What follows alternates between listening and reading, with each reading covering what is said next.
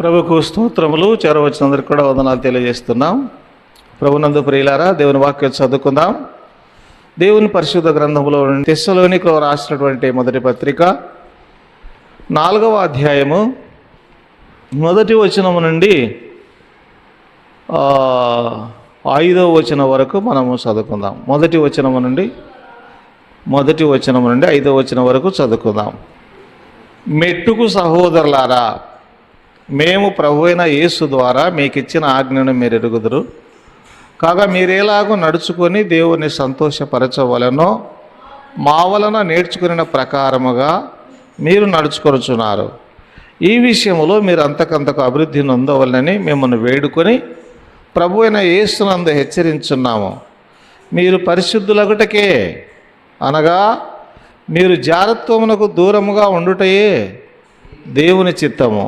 మీలో ప్రతి వాడును దేవుణ్ణి ఎరుగని అన్ని జనుల వలె కామాభిలాష ఎందు కాక పరిశుద్ధత ఎందును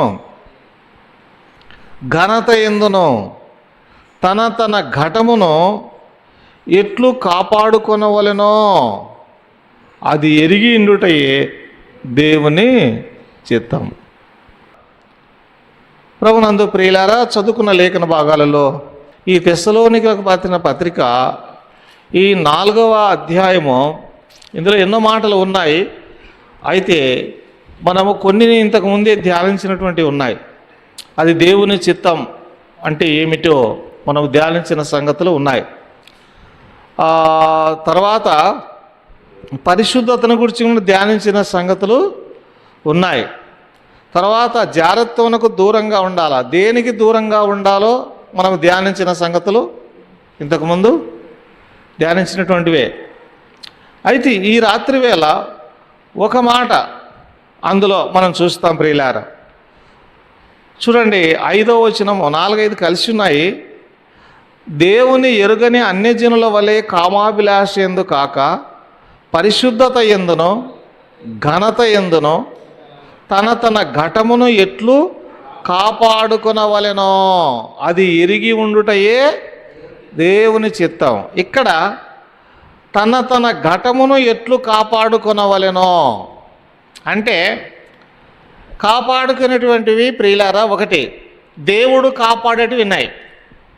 రెండవది ఈ వాక్యాన్ని బట్టి మనం చూస్తే మనము కాపాడుకోవలసినటువంటివి ఉన్నాయి. దేవుడు కాపాడేటివి ఉన్నాయి, ఎవరిని కాపాడుతాడో దేవుడు. అయితే రెండవది మనమేం కాపాడుకోవాలా అనేది ముఖ్యమైనది. దేవుడు ఎవరెవరిని కాపాడుతాడో ఇంతకుముందు మనము ధ్యానించిన విషయాలే. సాధువులను కాపాడుతాడు అనే ఒక మాట అంది. అట్లే చాలా మాటలు ఉన్నాయి, అవన్నీ చెప్తే నాకు సమయం చాలదు, కానీ నేను ముందుకు వెళ్తాను. అయితే ఈ రాత్రి వేళ మనమేం కాపాడుకోవాలా అనేటువంటిది ముఖ్యమైన విషయాలు ప్రియులారా. మనమేమి కాపాడుకోవాలా? ఇప్పుడు ఉదాహరణకు మనకు డబ్బులు ఉన్నాయనుకో, కాపాడుకుంటామా లేదా? బంగారం ఉందనుకో, కాపాడుకుంటామా లేదా? పొలం ఉందనుకో, కాపాడుకుంటామా లేదా? ఇంకా ఏమైనా కానివ్వండి, వాటిని అన్నింటినీ మనం కాపాడుకుంటాం. అట్లనే దేవుని వాక్యములో విశ్వాసులమైన మనము ఏం కాపాడుకోవాలా? ఇక్కడే వ్రాయబడింది, తన ఘటమును ఎట్లు కాపాడుకొనవలెనో అన్నాడు. ఘటం అంటే ఏంది? అయితే ఘటం అంటే దేవుని వాక్య ప్రకారము బైబిల్ భాషలో ఈ దేహం కొందరు ముసలోళ్ళు అనేవాళ్ళు ఈ ఘటం ఎట్టాడదనుకున్నావు, రోషంగల ఘటం అంటున్నారు. అంటే అర్థం ఏంటంటే, ఘటం అంటే ప్రియులారా దేహం.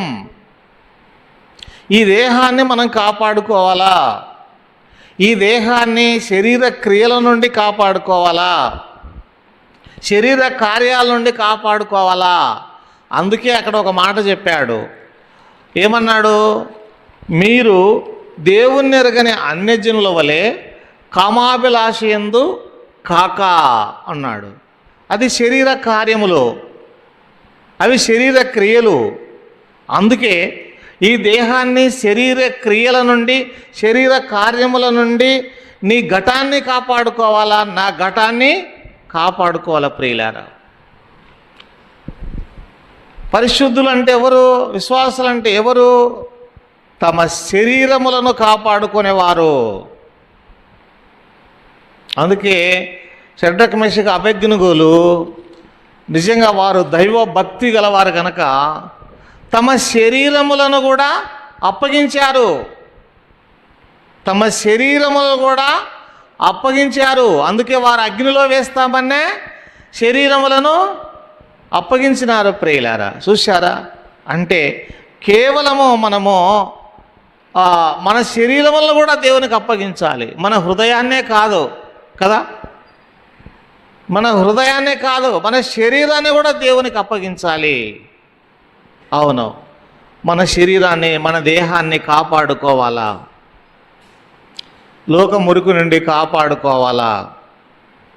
మన దేహాన్ని దేవుని వలన మనకు అనుగ్రహించబడింది. ఇప్పుడు ఒక రక్షింపబడిన విశ్వాసికి ఈ దేహం ఇంతకుముందుదే, కొత్తదేం కాదు, కానీ దేవుని వలన ఇప్పుడు మనకు అనుగ్రహించబడినటువంటి దేహం ఇది. ఇంతకుముందు పాప దేహం, పాప శరీరమే. ఇప్పుడైతే ఈ దేహాన్ని దేవుడు మనకు అనుగ్రహించినాడు ఆయన నమ్ముకునడం ద్వారా ప్రియులారా. కనుక ఈ దేహం, మరి ఈ దేహాన్ని కాపాడుకోవాలా అనేది మనం చూస్తున్నాం. వాస్తవానికి మనం దెబ్బలు తగలకుండా కాపాడుకుంటాం, రోగాలు రాకుండా కాపాడుకుంటామా లేదా? కాపాడుకుంటాం. ఇంకా ఎట్లా అన్నమాట, దెబ్బలు తగలకుండా, రోగాలు రాకుండా, లేకపోతే ఈ దేహంలో ఏదన్నా ఒక గాయమైనా దాన్ని చెడిపోకుండా వెంటనే దాన్ని ఏదో ఒక విధంగా మనము దాన్ని సర్జరీ చేసుకోవడమో, ఇంకా ఎక్కువైతే లేదంటే హాస్పిటల్కి వెళ్ళడమో ఇట్లా చేసుకుంటాం ప్రియులారా. అయితే ఈ ఘటాన్ని కాపాడుకోవాలా, పాపము నుండి, లోకము నుండి కాపాడుకోవాలా ప్రియులారా. పరిశుద్ధత విషయంలో కాపాడుకోవాలా, పవిత్రత విషయంలో కాపాడుకోవాలా అనేది మనం దేవుని వాక్యంలో చూస్తున్నాం. ఇంకా ఏం కాపాడుకోవాలా? ఈ దేహాన్ని కాపాడుకోవాలా పాపము నుండి అనేది ఒక మాట. 2వ తిమోతి రాసిన పత్రిక 4వ అధ్యాయము 7వ వచనం వినండి. 4వ అధ్యాయం 2వ తిమోతి 4:7. మంచి పోరాటము పోరాడి తిని నా పరుగు కడముట్టించి తిని విశ్వాసమును కాపాడుకుంటుని అన్నాడు. ఎవరి మాట అన్నది? అపోస్తలుడైన పౌలు. సౌలు పౌలుగా మారినటువంటి వాడు, ఒకప్పుడు హింసకుడు, యేసు ప్రభు అంటే చిరాకు, అటువంటి వ్యక్తి మారిపోయినాడు. అటువంటి వ్యక్తి ఏమంటున్నాడు? విశ్వాసమును కాపాడుకుంటుని అన్నాడు. విశ్వాసమును కాపాడుకుంటుని అని అనేదానికంటే ముందు ఒక మాట అన్నాడు, మంచి పోరాటము పోరాడి తిని అన్నాడు. ఎటువంటి పోరాటం పోనాడు? మంచి పోరాటం పోరాడినాడు ప్రియులారా. యేసు ప్రభునందున్న వారికి ఇది మంచి పోరాటం, చెడ్డ పోరాటం కాదు. మంచి పోరాటం పోరాడాడు. తన పరుగును కడముట్టించాడు, అంటే తన పరుగును ముగించాడు. తన పరుగు పందెంలో మంచి పరుగు పందెంని గెలుచుకున్నట్టుగా ఉన్నాడు. పరుగు పందెములో మంచి విజయం పొందిన వాడుగా కనబడుతున్నాడు అని చెప్పి విశ్వాసమును కాపాడుకుంటేని అన్నాడు ప్రియులారా. మనము దేవుని మీద ఉంచిన విశ్వాసాన్ని మనము కాపాడుకోవాలా. మన విశ్వాసము ఓడ బద్దలైపోయినట్లు కాకూడదు. కొందరి విశ్వాసము ఓడ బద్దలైపోయినట్లు అయిపోయిందంటున్నాడు దేవుని వాక్యంలో ప్రియులారా. విశ్వాసాన్ని కాపాడుకొనలేని వారి యొక్క విశ్వాసం ఏమైపోతుందంటే ఓడ బద్దలైపోయినట్లు అయిపోతుందంట. కొందరి విశ్వాసం, మొదట నమ్ముకున్న విశ్వాసం, ఆ ఆసక్తి, ఆ ప్రార్థన, ఆ వాక్యం, ఆ మందిరం, ఆ సహవాసం, ఆ ఐక్యత బద్దలైపోయింది. ఎందుకు? కాపాడుకోలేక అని దేవుని వాక్యంలో రాయబడింది. ప్రభునందు ప్రియులారా, పౌలైతే తన యొక్క పోరాటాన్ని పోరాడినాడు, పరుగును కడముట్టించినాడు, విశ్వాసాన్ని కాపాడుకున్నాడు. చాలామంది విశ్వాసాన్ని కాపాడుకోలేకపోతున్నారు. మొదట ఉన్న విశ్వాసము ఉండడం లేదు, మొదట ఉన్న ప్రేమ ఉండడం లేదు, మొదట ఉన్న ఐక్యత ఉండడం లేదు. కారణం, కాపాడుకోలేకపోతే అవి ఎంతకైనా ప్రియులారా మనలో నుండి వెడలిపోతాయి. కాపాడుకోలేకపోతే అంతే కదా, కాపాడుకోలేకపోతే జారిపోతాయి, కాపాడుకోలేక ఊడిపోతాయి, కాపాడుకోలేకపోతే తప్పిపోతాయి, కాపాడుకోలేకపోతే అడ్రస్ ఉండవు. నా విశ్వాసాన్ని కాపాడుకుంటుని అన్నాడు. రాత్రివేళ ఒక చిన్న ప్రశ్న వేసుకుందాం. మనలో దేవుని మీద విశ్వాసం ఉన్నదా? ఎంత మటుకుంది? కొంత మటుకేనా? అధికంగా దేవుని మీద విశ్వాసం ఉందా, లేకపోతే లోకం మీద ఎక్కువ విశ్వాసం ఉందా? ఏమైంది నీ విశ్వాసం? అంత విశ్వాసంతో ఉన్న నీ విశ్వాసం ఏమైంది? నీ ఆసక్తి ఏమైంది? నీ శ్రద్ధ ఏమైంది? నీ భక్తి ఏమైంది? 3 నాళ్ళ భక్తేనా? 3 నాళ్ళ విశ్వాసమేనా? 3 నాళ్ళ ఆసక్తేనా? ఏది నీ విశ్వాసం? దేవుని మీద నీకు విశ్వాసం ఏది? నువ్వు విశ్వాసివైతే దేవుని సన్నిధికి రావా?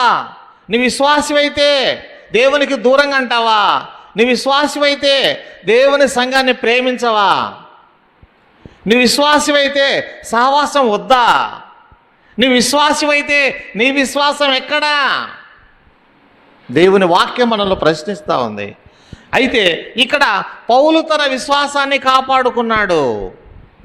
అవును ప్రియులారా, నీ విశ్వాసాన్ని, నా విశ్వాసాన్ని, ఎవరి విశ్వాసాన్ని వాళ్ళే కాపాడుకోవాలా? అమ్మ, అర్థమవుతుందా బాబు? అర్థమవుతుందా నీకు? నీ విశ్వాసాన్ని నేను కాపాడలేను, నా విశ్వాసాన్ని నీవు కాపాడలేవు. నా విశ్వాసాన్ని, నీ విశ్వాసాన్ని దేవుడు కాపాడడు. నీ విశ్వాసాన్ని నీవు కాపాడుకోవాలా, నా విశ్వాసాన్ని నేను కాపాడుకోవాలా? అంతే కదా. ఎవరికి ఆకలి అయితే వాళ్ళే అన్నం తినాలా, అంతేనా? లేకపోతే ఏమన్నా చిన్నప్పుడు అమ్మ లెక్క ముద్దలు కలిపి పెట్టినట్టు పెడతారా? అట్లయితే ఏమవుతుంది? ఇంకా ఆకలి అయిపోతుంది. ఎవరో పెడతారు కలిపి, చిన్నప్పుడు అమ్మ నాయన పెట్టింటారు, చిన్నప్పుడు పెట్టింటారు, తినలేనప్పుడు ఆటోమేటిక్గా మనమే తినేకి ఇట్లా అయిపోతాం. తర్వాత ఏమవుతుంది? మనమే తింటేనే మన కడుపు నిండేది. అట్లనే ప్రియులారా, నీ విశ్వాసాన్ని నువ్వు కాపాడుకోవాలా, నా విశ్వాసాన్ని నేను కాపాడుకోవాలా. విశ్వాసం నుండి తొలగిపోకూడదు, విశ్వాసాన్ని బద్దలు చేసుకోకూడదు. తుచ్చమైన వాటి కోసం, స్వల్పమైన వాటి కోసం కదా, లోక ఆశల కోసం లేదా పేరు ప్రతిష్టల కోసం విశ్వాసాన్ని పోగొట్టుకోకూడదు. పౌలు తన విశ్వాసాన్ని కాపాడుకున్నాడు. నీవు నేను మన విశ్వాసాన్ని కాపాడుకోవాలా. అమ్మా, ఎంతవరకు కాపాడుకోవాలా? ఎంతవరకు కాపాడుకోవాలా? ప్రభు వచ్చేంత వరకు, లేదా ఈ లోకం మనము విడిచేంత వరకు కాపాడుకోవాలా. ఇందనే ఒక పెళ్ళి అయింది వసంతాపురంలో. 2 ప్రమాణాలు చేసినారు. పెళ్ళి కొడుకుని అడిగినాడు, ఏమని ప్రమాణం చేసావయ్యా? ఎంతవరకు ఈ ప్రమాణం? ఈ లోకంలో ఉన్నంత వరకు అన్నాడు. ఆమెను అడిగినాడు, ఎంతవరకు ఈ ప్రమాణం? ఈ లోకంలో ఉన్నంత వరకు. కాబట్టి ప్రభునందు ప్రియులారా, మన విశ్వాసాన్ని మనం కాపాడుకోవాలా. 3వది చూస్తాం, దేవుని వాక్యంలో మనం గమనిస్తాం. ఎఫెసీ పత్రిక 4వ అధ్యాయము 1-2 వచనాలు. కాబట్టి మీరు సమాధానమును బంధము చేత ఆత్మ కలిగించు ఐక్యమును కాపాడుకొనుట యందు శ్రద్ధ కలిగిన వారై అన్నాడు. ఇప్పుడు ఇక్కడ ఏమి కాపాడుకోవాలంట? ఐక్యతను, ఆత్మ కలిగించు ఐక్యతను కాపాడుకోవాలా. ఈ ఐక్యతను ఎవరు కాపాడేది? ఆత్మ కలిగించు ఐక్యత అన్నాడు ప్రియులారా. ఇది ఎవరు కాపాడుకోవాలా? మనమే కాపాడుకోవాలా. ఆత్మ కలిగించు ఐక్యమును కాపాడుకొనుట యందు శ్రద్ధ కలిగి ఉండాలా. ఈ రోజులలో ఎందుకో కానీ ఏమో కానీ ఐక్యతను కాపాడుకునే విషయంలో శ్రద్ధ లేదు, కానీ ఐక్యతను పోగొట్టే విషయంలో శ్రద్ధ ఉంది కొందరికి. ఐక్యతను పోగొడుతున్నారు కొందరు. వారు వీళ్ళని ఇట్లా అనేరని, వాళ్ళు ఇట్లనిరని, వీళ్ళు అట్లనిరని ఐక్యతను పోగొడుతున్నారు. అయితే ఈ ఐక్యతను నీవు నేను మనమందరం ఏం చేయాలి? కాపాడుకోవాలి ప్రియులారా. ఒక ఇంటిలో ఐక్యతను కాపాడుకోకపోతే ఆ ఇల్లు ఎట్లంట? అది ఎవరి దావ వాళ్ళదైతే ఎట్లంట అది ఇల్లు, ఎవరిష్టం వాళ్ళదైతే ఆ ఇల్లు ఎట్లంట అది ఇండ్లా బందెల దొడ్డే అంటారా అనరా? ఖచ్చితంగా అంటారు. ఇంట్లో ఎవరిష్టం వాళ్ళదైనదనుకో అది ఇల్లుగా ఉండదు, అది కుటుంబంగా ఉండదు. ఒక ఇంటికి ఆ యజమానుడు ఉండి ఆ యజమాను ద్వారా ఆ ఇండ్లు నడుచుకుంటే ఆ ఇండ్లు బాగుంటుంది కదా. ఈ ఇంటిలో అందరు పెద్ద మనుషులు అయితే ఎట్లంటుంది?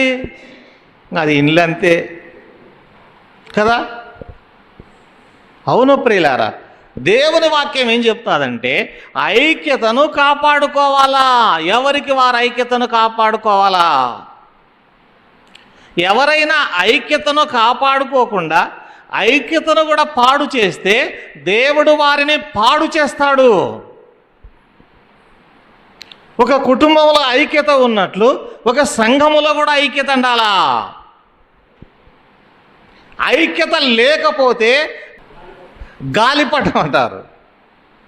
ఐక్యత లేకపోతే గాలిపటం తెగిపోయిందనుకో, అది ఏడబడుతుందో చెప్పలేము. అదే గాలిపటం తెగిపోకుండా ఉన్నట్లయితే అది కంట్రోల్లో ఉంటుంది. లేకపోతే ఆ గాలిపటం తెగిపోయిందనుకో, అది సముద్రంలో పడవచ్చు, లేదంటే కంప మీద పడవచ్చు, లేకపోతే అది ఎక్కడ పడుతుందో తెగిపోయిన గాలిపటం లాంటి జీవితం అయిపోతుంది ప్రియుల. అవును, కొందరికి ఐక్యత లేదు. నమ్మిన వారే ఐక్యతను చెడగొడుతున్నారు, ఐక్యతను పాడు చేస్తున్నారు. అవును ప్రియులారా, కుటుంబములో ఐక్యత, సంఘములో ఐక్యత అనేది ముఖ్యం. ఇది ఎవరు కాపాడుతారు? దేవుడు కాదు దీన్ని కాపాడాల్సింది. నీవు నేను ఈ ఐక్యతను కాపాడుకోవాలా. ఐక్యత లేకపోతే ఎక్కడ చెల్లం చూడండి. ఐక్యత లేకపోతే ఎక్కడ చెల్లం ప్రియులారా. అసలు దేవుని దగ్గర కూడా అసలు ఏముండదు మనకు. నేను నిన్ను ఐక్యతగా ఉండమని చెప్పినాను కానీ విరోధంగా ఉండమని చెప్పలేదు కదా అంటాడు దేవుడు అన్నమాట. అవును ప్రియులారా, దేవుని వాక్యంలో మనం గమనిస్తున్నాం. ఐక్యతను నీవు నేను కాపాడుకోవాలా. ఎక్కడెక్కడ కాపాడుకోవాలా? మన ఇంటిలో ఐక్యతను కాపాడుకోవాలా, సంఘములో ఐక్యతను కాపాడుకోవాలా. ఇవి దేవుడు కాదు కాపాడేది, మనం కాపాడుకోవాలని దేవుని వాక్యం చెప్తుంది. మన దేహాన్ని, మన గతాన్ని కాపాడుకోవాలా పాపము నుండి. రెండవది మనం చూసాము, విశ్వాసమును కాపాడుకోవాలా. మన విశ్వాసాన్ని అభివృద్ధి చేసుకోవాలి, కానీ ఉన్న విశ్వాసాన్ని ఊడగొట్టుకోకూడదు. మూడవది మనం చూస్తున్నాం, ఆత్మ కలిగించే ఐక్యతను కాపాడుకోవాలా. ఎక్కడ? కుటుంబములో, సంఘములో. ప్రభునందు ప్రియులారా, ఐక్యత గల మనస్సు ఎప్పటికి ఉండాలా. విరోధమైన మనస్సు ఉందనుకో, తెగిపోయిన గాలిపటమే. ఎక్కడ చెల్లం మనం అట్లా చేస్తే గిన ఎప్పటికే కానీ ఎక్కడే కానీ. నాలుగవది చూస్తాం దేవుని వాక్యంలో ప్రియులారా, మనం గమనిస్తాం. నాలుగవది దేవుని వాక్యంలో మనం గమనిస్తాం.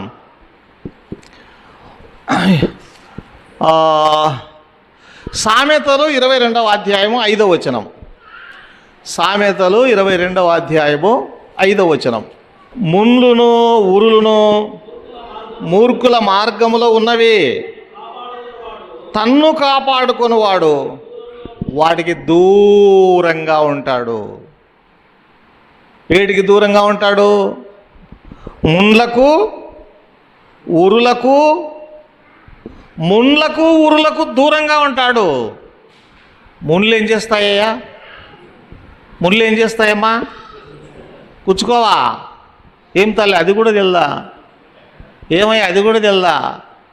ముళ్ళు మీద కాలు పెడితే ఏమవుతుంది? కుచ్చుకోవడమేందయ్యా అసలు. ముళ్ళు అసలు బాధ కలిగిస్తుంది, నొప్పి కలిగిస్తుంది.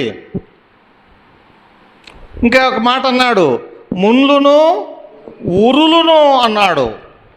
ఉరులు అంటే ఏంటంటే చుట్టుకోవడం.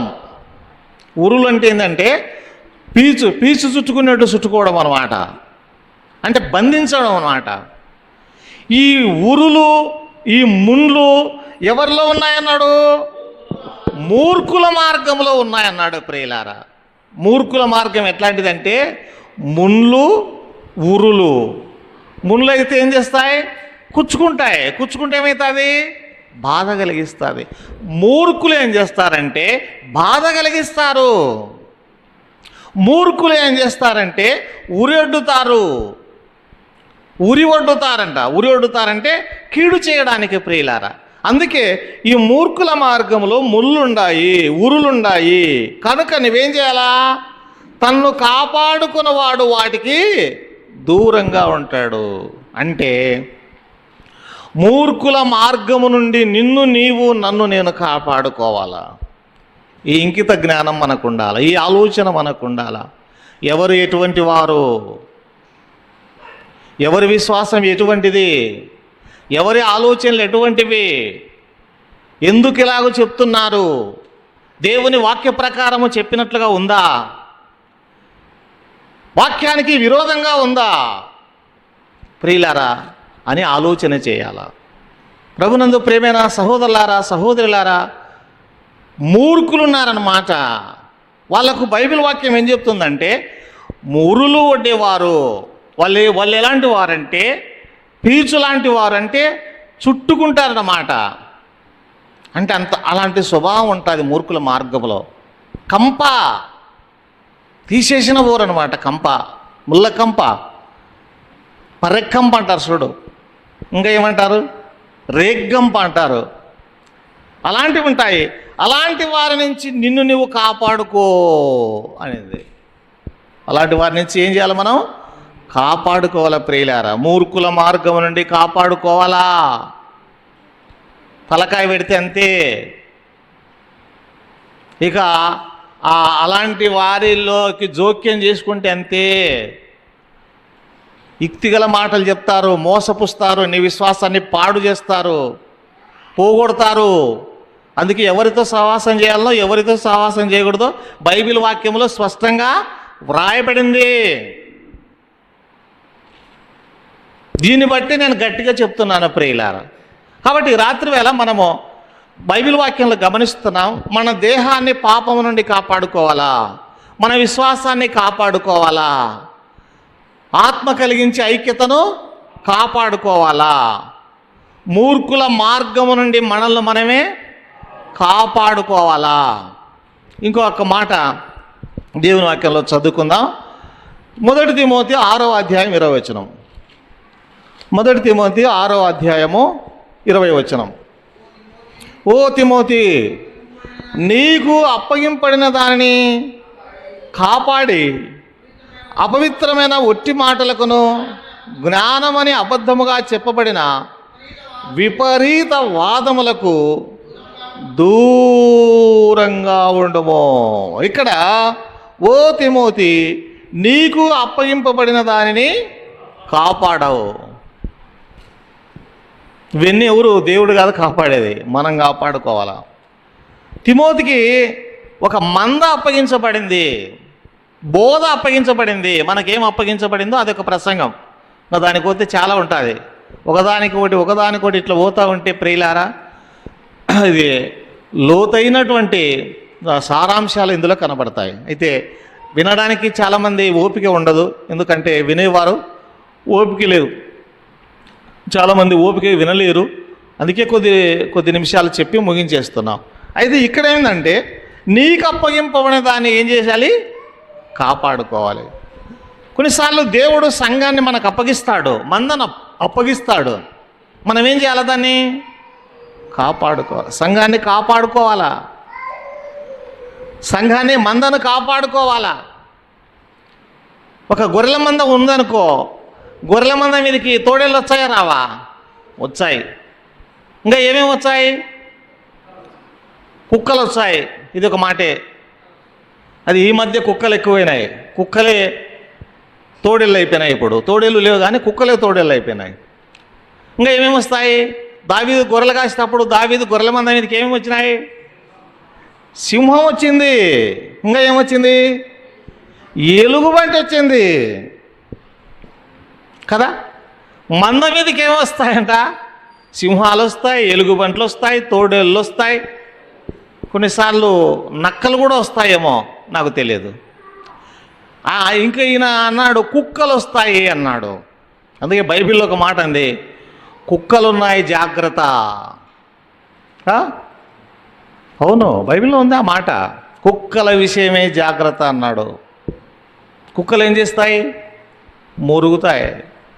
మురుగుతాయి కదా. ఇంకా ఏం చేస్తుంది అది? కుక్క తన వాంతికి తిరిగినట్టు తిన్నదాన్ని మళ్ళా కక్కి మళ్ళా తింటాది. బైబిల్లో ఉంది ఆ మాట, నా సొంతం చెప్పడం లేదు. కుక్క వాంతికి తిరిగినట్టు అంటే అర్థమైంది, ఒక విశ్వాసి యేసు ప్రభువును నమ్ముకొని మళ్ళా పాపంలో పడేవాడు కుక్క లాంటి వాడు. అటువంటి వాళ్ళతో ఎట్లా సహవాసం చేస్తావు? అటువంటి వాళ్ళు చెప్తే ఎట్లా వింటావు? అవును ప్రియులారా, దేవుని వాక్యం అలా చెప్తుందండి. అందుకే తిమోతి ఏమన్నాడు? నీకు అప్పగించిన దాన్ని కాపాడుకో అన్నాడు. దేవుడు సంఘాన్ని అప్పగించినాడు. ఈ గ్రామంలో దేవుడు సంఘాన్ని అప్పగించినాడు. ఎవరికి? అందరికీ కాదు, బాధ్యత గల వారికి, పెద్దలకు, మొదట ఉండి బాగా ప్రయాసపడిన వారికి. సంఘ విలువ అందరికీ తెలుదు. పాసి పనులోడు సంపాదించే బంగారు పనులోడు తినిపోయినాడంట. అట్టంటాది సంఘం అంటే చాలామందికి అర్థం కలిగినాడు. పెద్దల కాలంలో ఎంతోమంది ప్రయాసపడి తిప్పలు పడి శోధనలు, కష్టాలు, శ్రమలు, వేదనలు, రాత్రి మగళ్ళు ప్రార్థన చేసి, ఖర్చు చేసి, సేవకులను పిలిపించి వాక్యం చెప్పించి ఎలాగైనా వీళ్ళను ప్రభులోకి నడిపించాలా, లేకపోతే నరకానికి వెళ్ళిపోతారు మా గ్రామ ప్రజలు, మా ఇరుగు పొరుగు వారని చెప్పి ప్రయాసతో కష్టముతో ఆలోచన చేసి ఎలాగైనా ప్రభులోకి నడిపించాల వీళ్ళని చెప్పి సేవకులు పిలిపించి ప్రయాసపడి ఎన్నో జరిగిన సంఘటనలు మీకు తెలుసు ప్రియులారా. లేకపోతే మనం ప్రభుని నమ్ముకునే వాళ్ళమా? ఎంత కఠినమో చూడండి. అలాంటి వారికి సంఘాన్ని దేవుడు అప్పగించాడు, అందరికి కాదు. తిమోతి, నీకు అప్పగించబడేదాన్ని నువ్వు కాపాడు. మిగతా వాళ్ళకి ఏం తెలుస్తుంది? ఆ గొర్రెలకి ఏం తెలుస్తుంది? గొర్రెకేం తెలుదు. ఎంతసేపు అది ఏం చేస్తుంది? పచ్చగంటే తినిపోతుంది. లాస్ట్కు పోయి ఏం చేస్తుంది?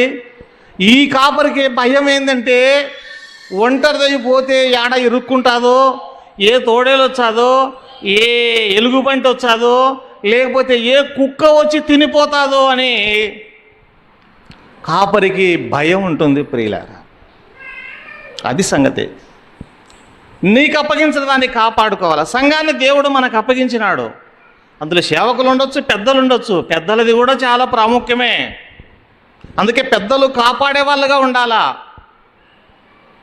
పోగొట్టుకునే వాళ్ళుగా ఉండకూడదు ప్రియులారా. మనం గమనిస్తున్నాం. ఓ తిమోతి, నీకు అప్పగించబడిన దాన్ని కాపాడుకో. ఈ రాత్రి వేళ మనం వింటున్నాం.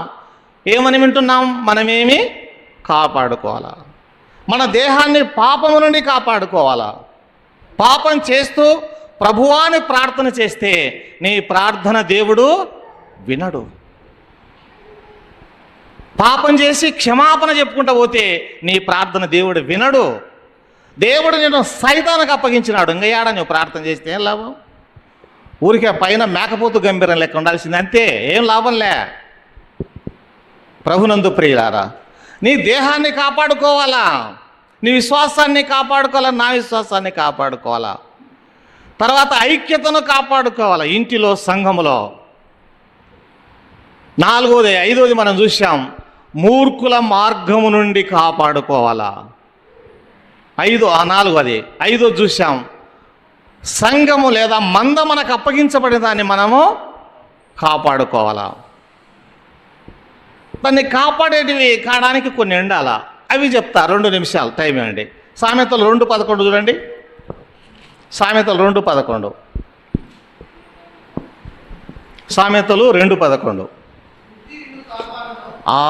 ఏం కాపాడుతుంది? బుద్ధి నిన్ను కాపాడుతుంది. బుద్ధి నిన్ను కాపాడుతుంది, నీ డబ్బు నిన్ను కాపాడదు. డబ్బు కొన్నిసార్లు మనిషిని పతనం చేస్తుంది. డబ్బు కొన్నిసార్లు గర్వాన్ని తీసుకొస్తుంది, అవసరం తీరుస్తుంది, దాని మటుకు ఓకే. కానీ బుద్ధి కాపాడుతుంది. బైబిల్లో మనం చూస్తున్నాం, బుద్ధి నిన్ను కాపాడును అనండి.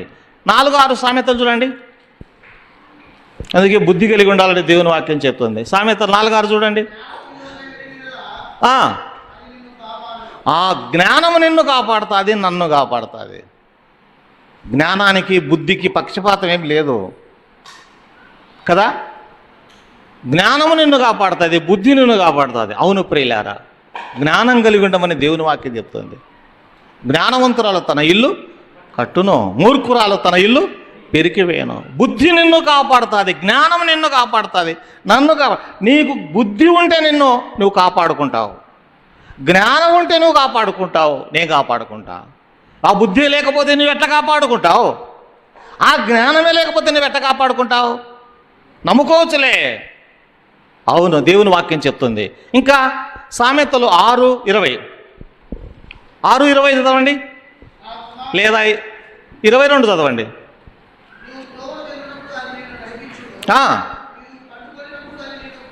నిన్ను కాపాడును. ఏది నన్ను కాపాడేది? పై వచనాల్లో ఉంది అన్నమాట. తండ్రి ఉపదేశం, ఉపదేశం, ఉపదేశం. ఇంకా సామెతలు 6:23, 24 చదువు. 24.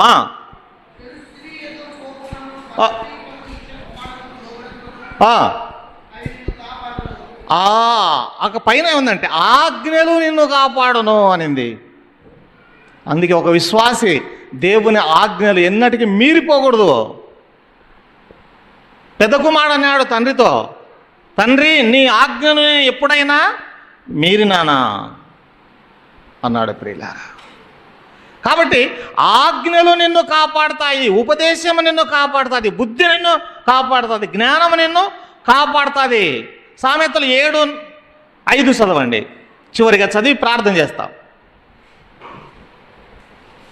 7:5 సామెతలు 7:5.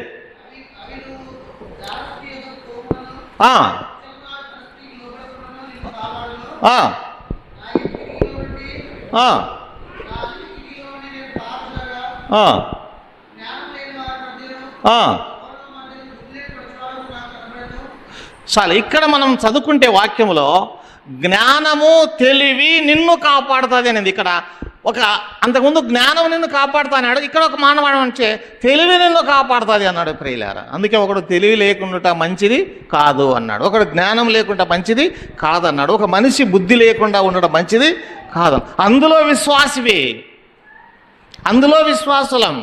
గుర్తు చేసుకోండి. బుద్ధి నిన్ను కాపాడుతుంది, జ్ఞానము నిన్ను కాపాడుతుంది, ఉపదేశము నిన్ను కాపాడుతుంది, ఆజ్ఞలు నిన్ను కాపాడుతాయి, తెలివి నిన్ను కాపాడుతుంది. దేవుడి మాటలు దీవించునుగాక. ప్రార్థన చేస్తాం. తల్ల వంచండి.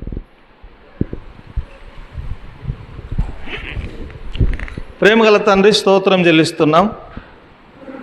రాత్రి వేళ మమ్మల్ని ప్రేమించి మేము ఏమి కాపాడుకోవాలనో మా దృష్టికి తెచ్చిన లేఖన భాగాలను బట్టి వందనాలు. విన్న మాటలు దీవించండి. విన్న వారి హృదయాలలో ఈ మాటలను ఫలింపచేయమని, చెదరు వెళుతుండగా మీ ఆశీర్వాదాలతో పంపుమని యేసు ప్రభువు నామమున స్తోత్రములు చెల్లించి ప్రార్థన చేయుచున్నాము తండ్రి, ఆమేన్. అందరికీ వందనాలు. ఇంతటితో కూడిక ముగించబడింది.